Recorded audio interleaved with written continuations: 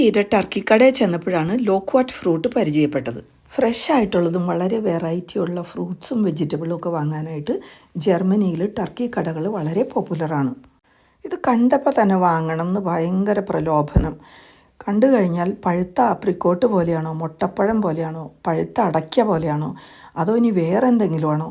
ഇച്ചിരി വില കൂടിയാലും വാങ്ങണം എന്ന് തന്നെ തീരുമാനിച്ചു. വീട്ടിൽ വന്ന് ഇതിനെപ്പറ്റി അന്വേഷിച്ചപ്പോഴാണ് മനസ്സിലായത് ഇത് ചൈനയിലും ജപ്പാനിലും ഒക്കെ 1000 വർഷങ്ങളായിട്ടുള്ളതാണ്. സബ് ട്രോപ്പിക്കൽ ഫ്രൂട്ട് ആയതുകൊണ്ട് അധികം ചൂടുള്ളിടത്തത് വളരില്ല. പക്ഷേ പ്രത്യേകിച്ച് കെയറൊന്നും വേണ്ട. നല്ല വൈൻ ഉണ്ടാക്കാനും ജാം ഉണ്ടാക്കാനും ഒക്കെ ഇത് അടിപൊളിയാണ്. മുട്ടപ്പഴത്തിൻ്റെയും ആപ്രിക്കോട്ടിൻ്റെയും ഒക്കെയാണ് നിറമെങ്കിലും ഇതിൻ്റെ ഉള്ളിൽ തുറന്നു കഴിഞ്ഞിട്ടുണ്ടെങ്കിൽ ചിക്കു ഫ്രൂട്ടിൻ്റെ പോലത്തെ കൺസിസ്റ്റൻസിയാണ്. പുറത്തുനിന്ന് നോക്കിയിട്ടുണ്ടെങ്കിൽ ഏകദേശം പെയറിൻ്റെ ഷേപ്പുമാണ്.